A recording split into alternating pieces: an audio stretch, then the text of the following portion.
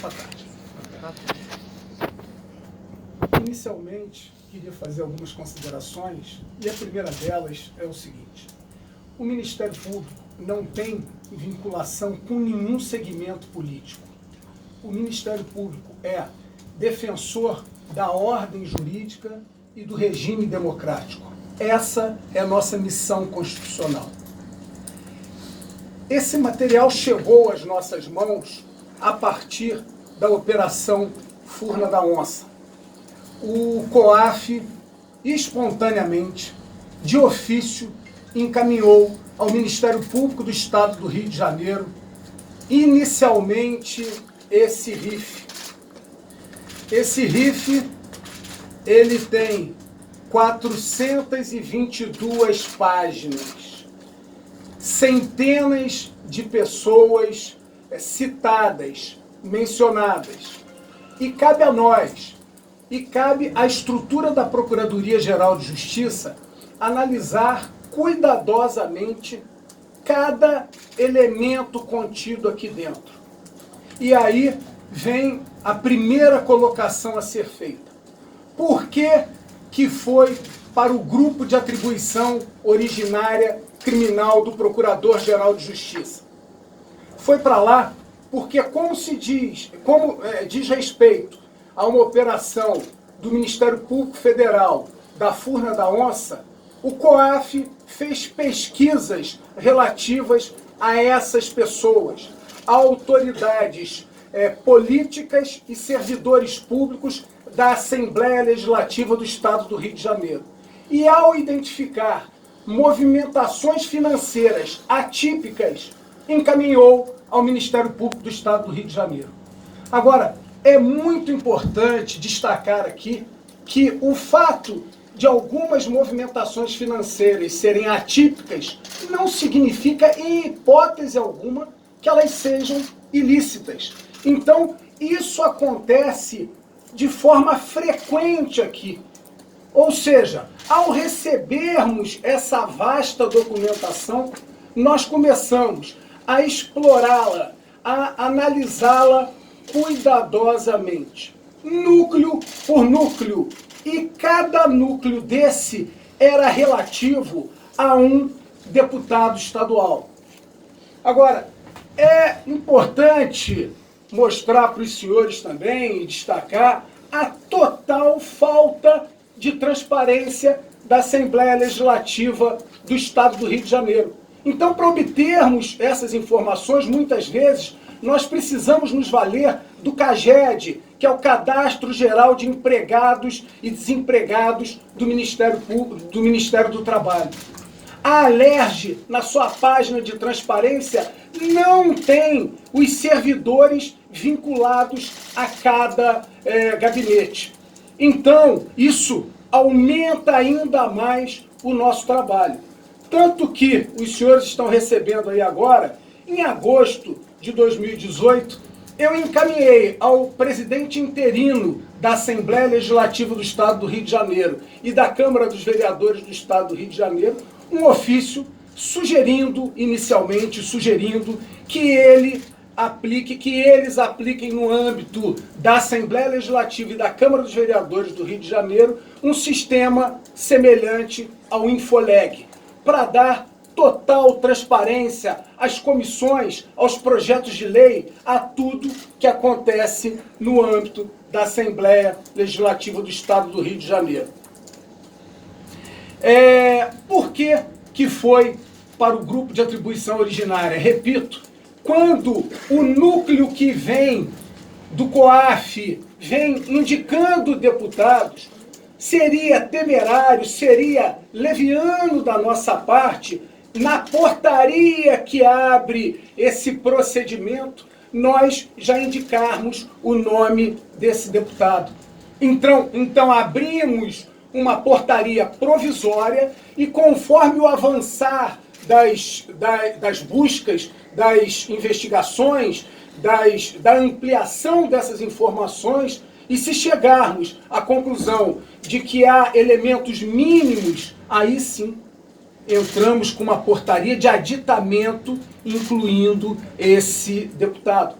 Por isso a importância dos depoimentos das testemunhas, da ampliação das buscas do COAF, e aqui está uma das ampliações da busca do COAF. Vejam que são letras mínimas, letras muito pequenas, que nós temos que cuidadosamente analisar.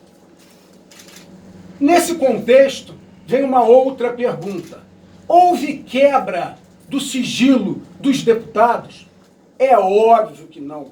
Com base na Lei 9.613, nos seus artigos 14 e 15, a Lei 9.613, que tem 20 anos, há 20 anos procedemos dessa forma. O artigo 14, parágrafo 3º, diz o seguinte: o COAF poderá requerer aos órgãos da administração pública as informações cadastrais, bancárias e financeiras de pessoas envolvidas em atividades suspeitas. Repito, em atividades suspeitas. Isso não significa, em hipótese alguma, que essas atividades suspeitas sejam atividades ilícitas. Tanto que alguns deputados de plano nos procuraram. Um deles, inclusive, apresentou voluntariamente, espontaneamente, as explicações, e quando trouxe as explicações, também fez questão de abrir voluntariamente o seu sigilo bancário, fiscal e telefônico. O artigo 15. O COAF comunicará às autoridades competentes para a instauração dos procedimentos cabíveis quando concluir pela existência de crimes previstos nessa lei, de fundados indícios de sua prática ou de qualquer outra ilicitude. Então, senhores, se alguém cometeu alguma quebra de sigilo aqui, se alguém cometeu alguma irregularidade aqui, definitivamente foi o Ministério Público do Estado do Rio de Janeiro. Essa pergunta tem que ser feita, acima de tudo, ao COAF. Definitivamente não foi. Desculpa. Definitivamente não foi, é isso. Já assumiu a culpa. De forma alguma. Que susto. Então, senhores, se alguém cometeu alguma quebra de sigilo, alguma irregularidade, definitivamente foi... Não foi.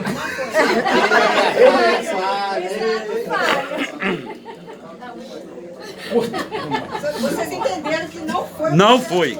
Mas é melhor ele falar. Mas faz a frase em cada sonora.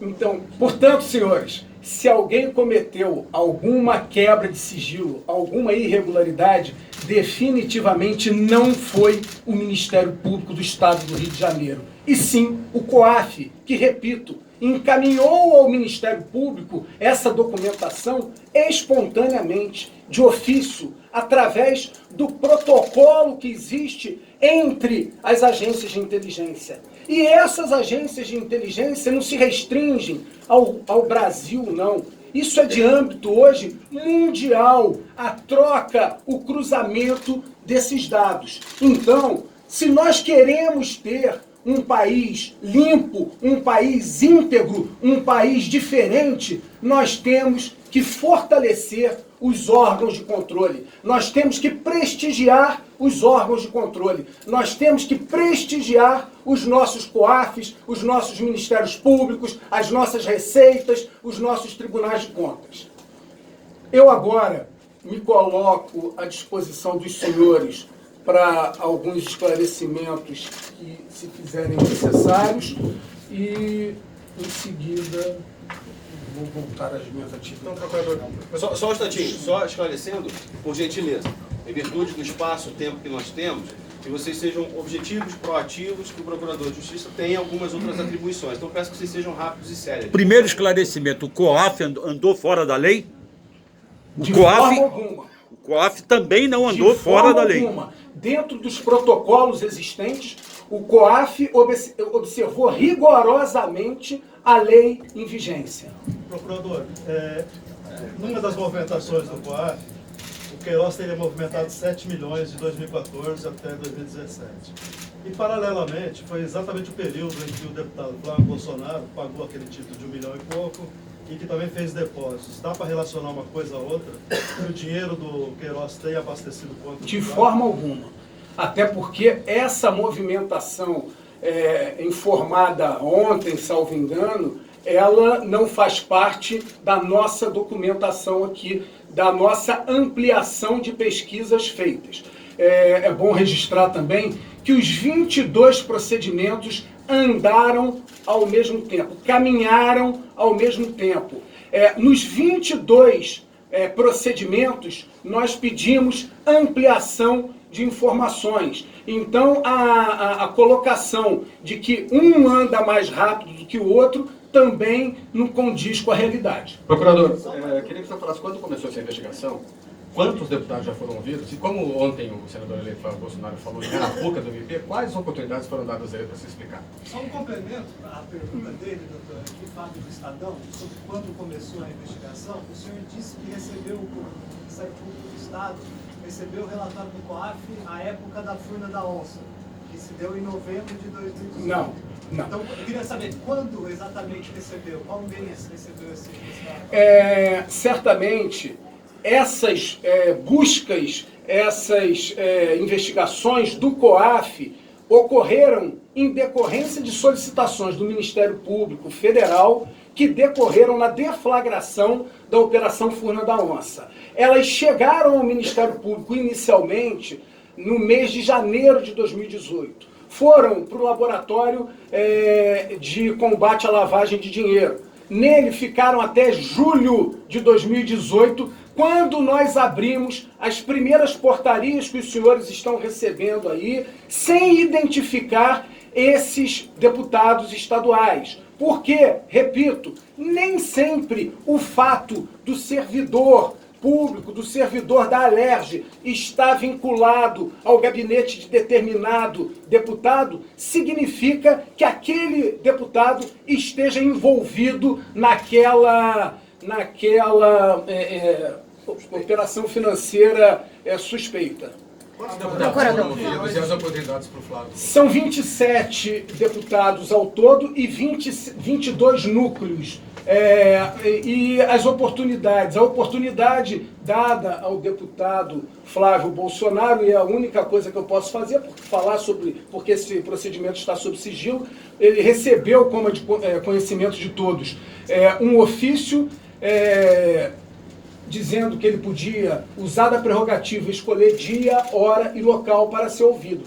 A partir daí, ele sabe da existência do procedimento e basta que ele sinalize que as estruturas estarão à disposição dele. Procurador, o senhor...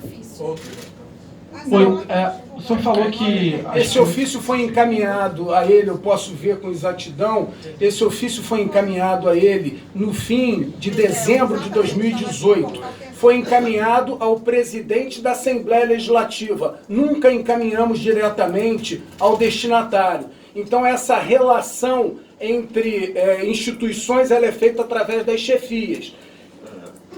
Procurador, o senhor tinha dito antes que, independentemente deles comparecerem para prestar depoimento, as investigações continuariam. E agora?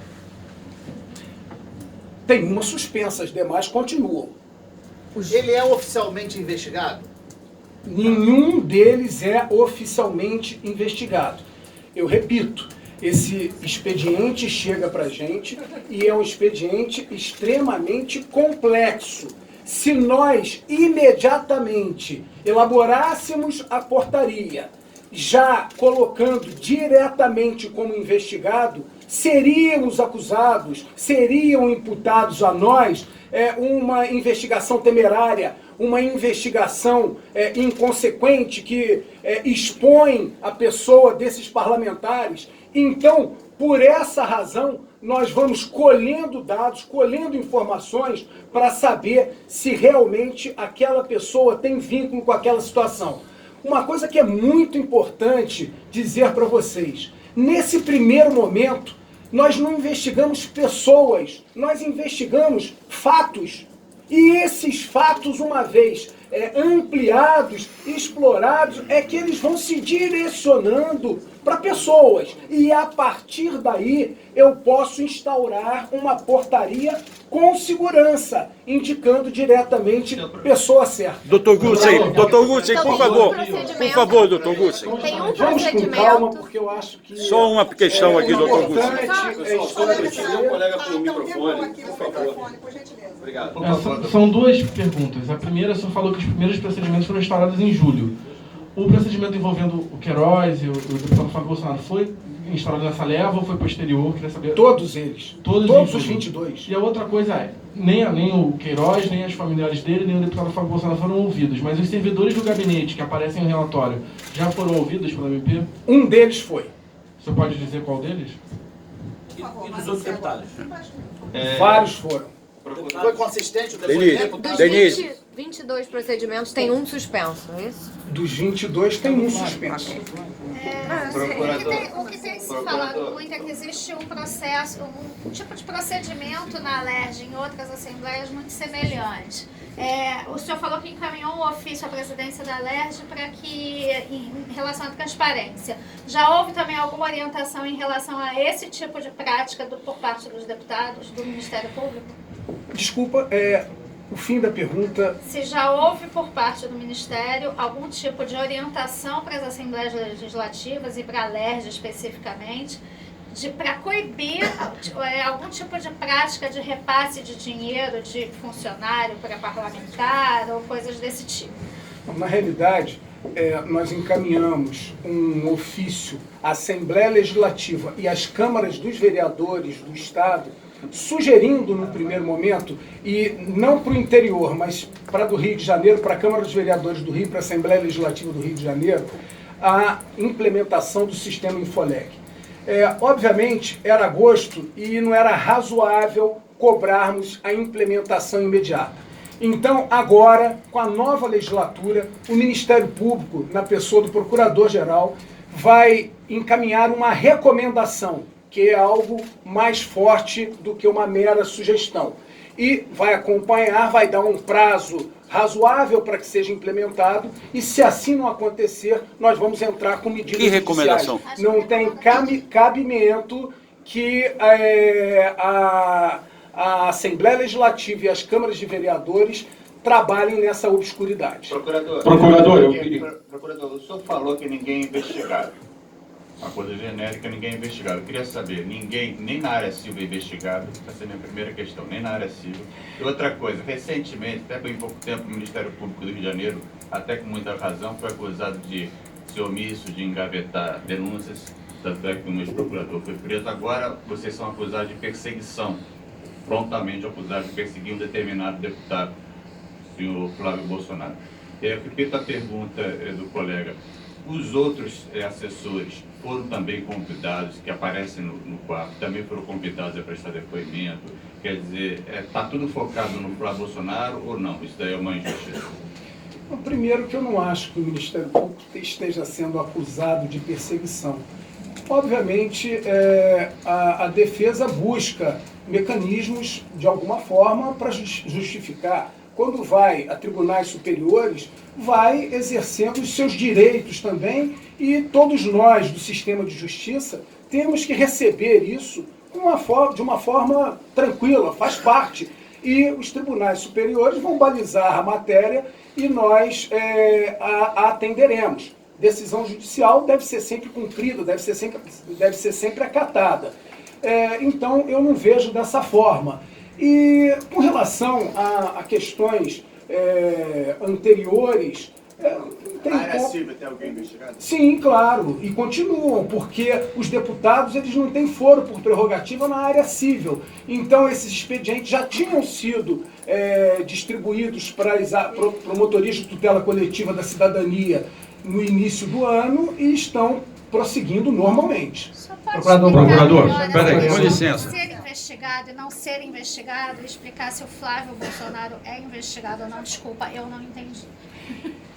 Basta você ir na regulamentação do COAF, ele diz ali. Por que ele não é oficialmente, formalmente investigado?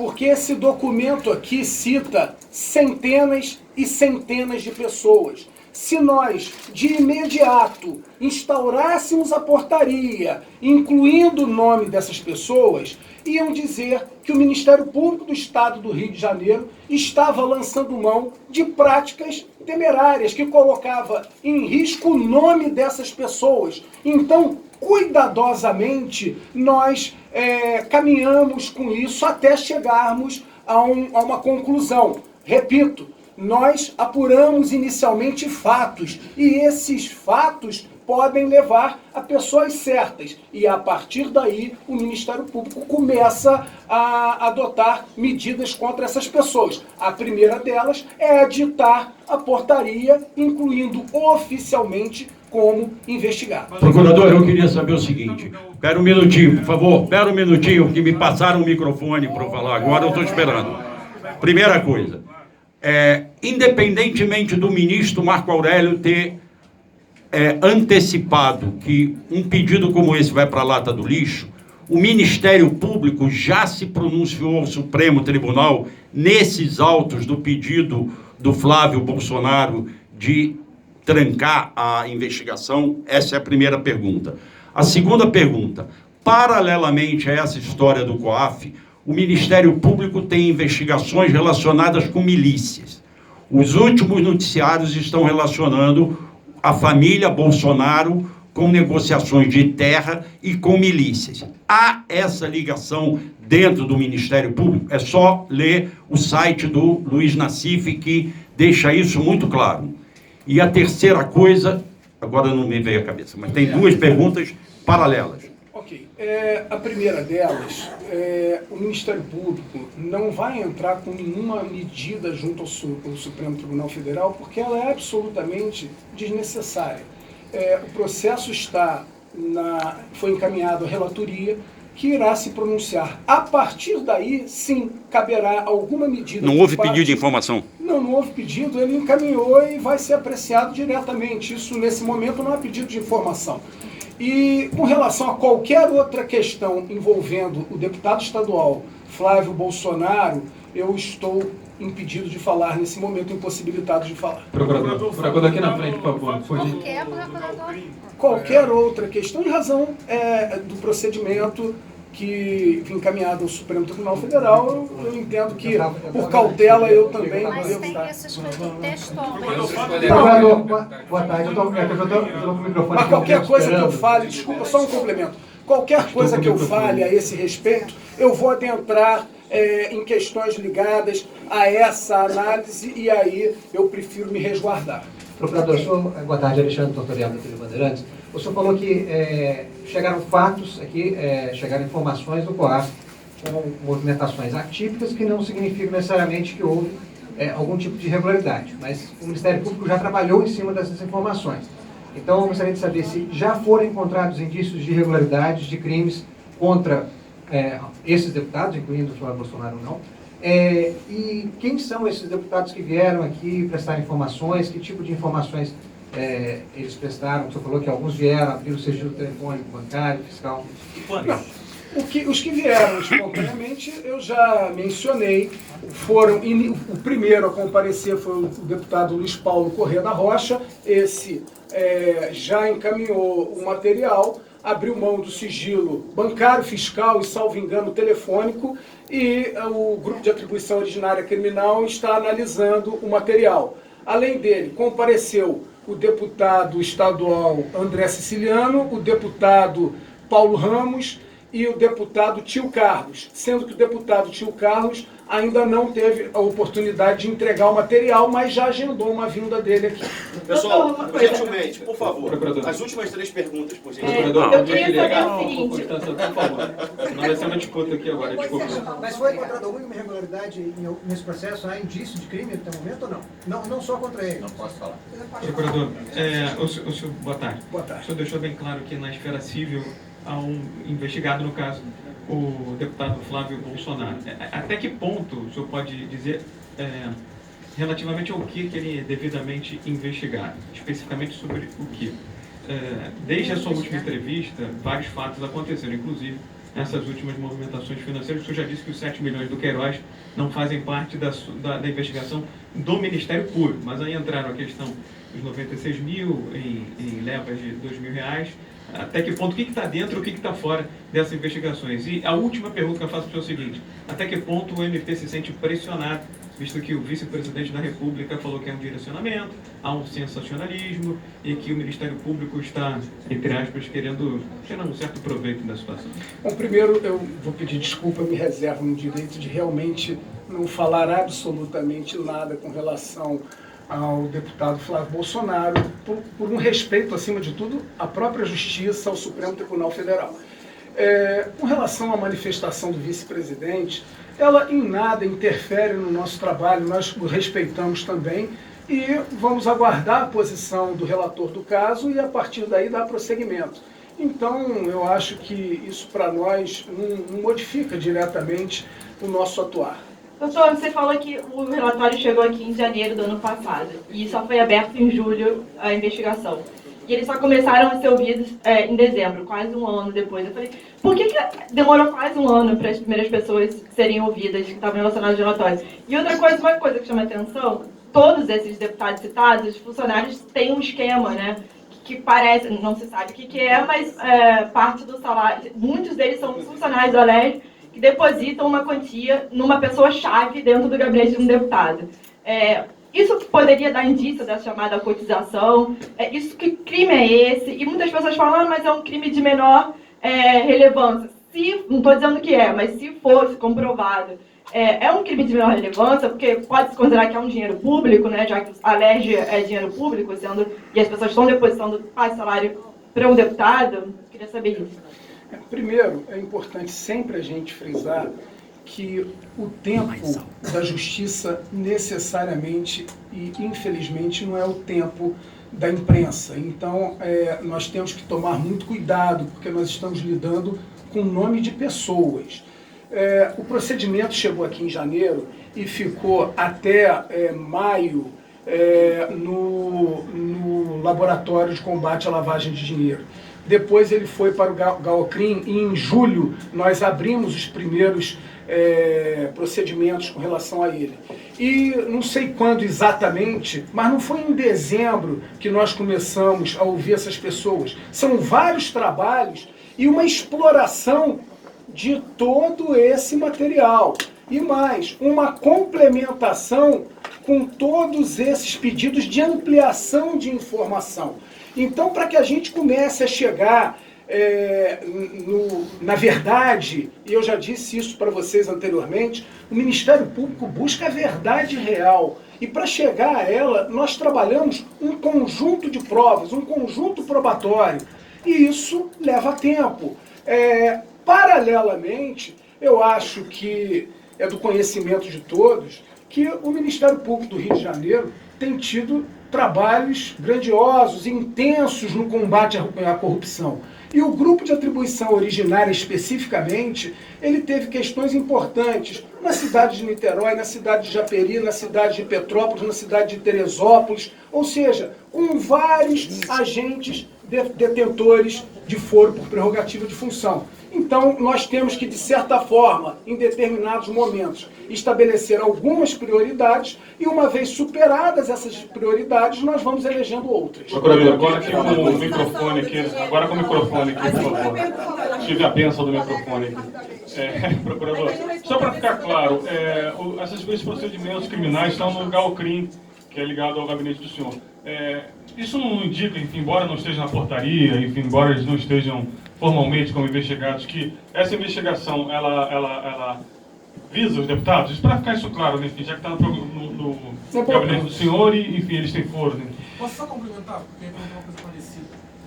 Na petição suprema, a defesa do deputado Flávio Bolsonaro alega que o Ministério Público não colocou na portaria o nome dele como um expediente para fugir da jurisdição. Queria só comentar essa informação. Na realidade, o que acontece aí é o seguinte: o próprio COAF, ao indicar o núcleo, ele indica o núcleo a partir da autoridade hierarquicamente superior. E quando isso chega a qualquer instituição, ele é encaminhado automaticamente para a estrutura em que a maior autoridade hierarquicamente está envolvida. Nesse caso, atribuição originária do Procurador-Geral de Justiça. Ou seja, nós começamos da autoridade maior, da estrutura maior, e uma vez constatado que não tem relação, aí declina para outras estruturas. Então não foi, obviamente, nenhum artifício, muito pelo contrário, um cuidado com o nome de todos esses parlamentares. Esse cuidado, esse cuidado com o nome dos parlamentares, que a gente até entende, ao mesmo tempo, no ano de eleição, nas redes sociais, está se cobrando por que o Ministério Público não alertou sobre investigações que poderiam influenciar na decisão do eleitor no voto. O Ministério Público, ao deixar de falar que havia essas investigações antes da eleição, contribuiu, de alguma forma, para que o eleitor, ao votar, não tivesse conhecimento total das informações sobre em quem ele estava votando? Em hipótese alguma. Porque nós, naquele momento das eleições, não tínhamos elementos suficientes para tanto. Se tivéssemos, faríamos. A pergunta da colega aqui sobre a cotização. A cotização também não crime de salário. Não, isso, olha só, crime é crime. Mas qual é o crime? Peculato. Procurador, que tipo de crime nós estamos apurando aqui? É ocultação de patrimônio, é lavagem de dinheiro?